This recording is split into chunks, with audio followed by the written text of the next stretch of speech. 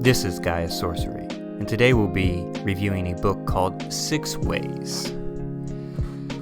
Approaches and Entries for Practical Magic by Aidan Wachter. To be honest with you, this book sat on my Amazon's wishlist for way too long. I kind of probably prejudged the book in a little bit from its reviews, and they weren't negative reviews, but they're the sort of type of magical text that I'm kind of allergic to, which is the sort of 90s chaos magic approach to just doing whatever you want. This is not that book. In fact, Aidan lays out his personal practice, but as he explains himself, it's hard to pin down, but like you can read things that somebody does and know whether or not they're actually doing them or whether they actually believe in magic. And Aidan is definitely of the type that he has cultivated his own form of sorcery through a lot of hard work, and it comes from a very deep place. In fact, one of the most spectacular things about the book is that it's written in very plain language and it's very approachable, but it doesn't lose any of the charm that Aidan brings to it. It's very from the heart. And it's one of the reasons I would definitely recommend this book. He has a sort of logic of approaching the spiritual and magic in general that it clicks. And when you especially open yourself up to it, it clicks. And he deserves all the credit in the world from especially just writing from the heart. This was not written to just sell books. This was not written to just reaffirm prior beliefs. This was written from the heart and a way to give you an entryway into magic. Some of the things that he writes about and says are just utterly brilliant. And I recommend this before buying the book. I'm going to provide some links down to some of his podcast experiences, because when you hear him talk and then you read his book, you read it in his voice and it makes it like 1,000 times better. Wachter does really amazing work with Norse seething trances, Seder. Her backyard is where the Society for Creative Anachronism starts. So this is all a particular vibe, right? That I roll into my first one of these things in a leather jacket and big boots with my head shaved. And I'm like, oh, I'm not sure I should be here. This would change. But Aidan, you really talk about in the book is getting back to that primacy of clearing out the gunk, building the base of the pyramid, so to speak. And in that light, can you share about the use of the terms sorcery and dirt sorcery? I love both of those terms. What do they mean, and how does it relate to everything that you've been talking about? Yeah, and I tell this story a lot because I get asked a lot, but there was a period of time when I was in the OTO, because that was what it was around that I could kind of be in. And I had a lot of friends that were in the OTO, so I kind of hooked up with them, though I was always a terrible OTO member because I'm not really a fan of Crowley. As people would kind of roll in and want to talk about some convoluted ritual practice, to me, convoluted ceremonial practice or Tesseract magic or whatever, would come up, I realized that I didn't really want to have those conversations, and the best way that I could kind of stop it was to come off probably as really primitive and dumb, right? I would always say I'm a rocks and string kind of guy, right? Meaning that I want to make stuff out of the stuff that's around. I don't want to bury myself in all of this thinking about all of these correspondences and fancy systems. And over time, I began referring to that as dirt sorcery. It's really right here, right now, in the body, the work.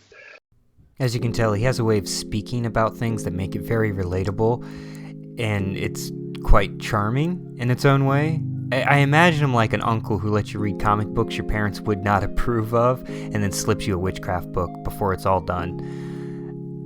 And it bleeds through the work. It's in the book. It's enchanting in its own mischievous and wholesome way. It's like a book written by a kind-hearted misfit. And it's really where the magic is, when you read between those lines and you hear those words as he guides you through a ritual or guides you in the trance. It's really what adds charm to the book. In 6 Ways, Chapter 7, the chapter is titled Reclaiming, Claiming Self-Power and Position. It's really clever. It's a really clever little ritual. It's very simple. Almost anyone could do it. Actually, anyone could do this. And it's clever in the sense that because of its simplicity, it has a lot of power behind it.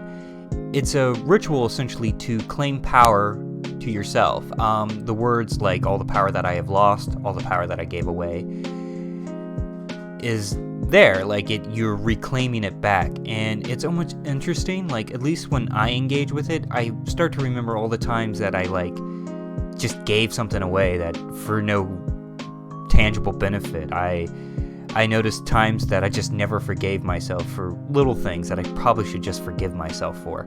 And that's what makes the ritual so interesting, and it gives you insight into how he thinks and how brilliant he is in terms of creating a ritual or creating a magical practice.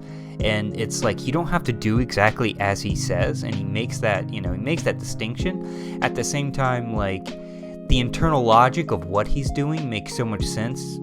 I kind of find myself kind of following in his footsteps a little bit, and that's what kind of just makes me want to recommend the book, or is why I really enjoyed the book, was because I don't have to do everything prescribed in it if I don't agree with it, but a lot of what he's telling you to do, or essentially suggesting that you do, works, and there's a sort of simplicity to it that makes it very accessible. One of the pleasant surprises of 6 Ways was encountering something that I had already been doing and then kind of having him reaffirm it, which is really, you shouldn't need that, but it does feel nice when it happens. And it's his chapter on stacking skulls, or pretty much building an altar. And it was something that I had already sort of done because I had never really read anything that gave me the actual prescribed thing of things that belong and do not belong on an altar. And he really just wants you to cut loose and go wild with it. And it's kind of nice, but at the same time, he tempers it just right. That's the whole book, is that it's tempered. Like, it's chaos magic. It's do what feels right, but at the same time, do what works and really engage with it. Just don't do whatever, but do what your intuition tells you to do and try that out. And if that works, keep it. And if it doesn't, don't. Before I finish up this review, I want to mention that in chapter 30, titled The Ship in Practice, is the first paragraph here is just like, it's really great. It kind of reminds me of this sort of Jason and the Argonauts setting off for the Golden Fleece. And it brings up that sort of vision, but this is how he writes it. As mentioned before, I like to think of our magic as a ship. The field is the sea, the currents, the wind, the sky, the stars, as well as all the birds, clouds, rain, and sea life. It is also at the deepest level of the ship itself, as it is the root of everything perceivable, and ourselves. Over time, with consistent effort and clear focus, we build our ship plank by plank. We learn to read the patterns of the waves and currents, and we draw to us a trusted crew of friends and allies. And this is sort of like him myth building in a sense, because we have these myths of a hero, or a protagonist setting off on their ship for adventure, and the ship and the ship's crew is a series of allies and friends that help us reach that adventure, and that's very apt to explain how magic is and what a magical journey is. And like I said, it kind of reveals that his deepest thinking, that he's right there in tune with the source, or in his words, in tune with the field. In conclusion, it's a great book. It's relatable, it's accessible, it's a great starting point, it's written from the heart, and it's humorous humorous at times as well, which makes it's a book you can really engage with. Especially if you want to throw yourself into something, it's the perfect book to start with. Again, it is 6 Ways, Approaches and Entries for Practical Magic by Aidan Wachter, which I hope I'm saying your name right. Please forgive me if I'm not. This is Gaius, and I thank you for watching.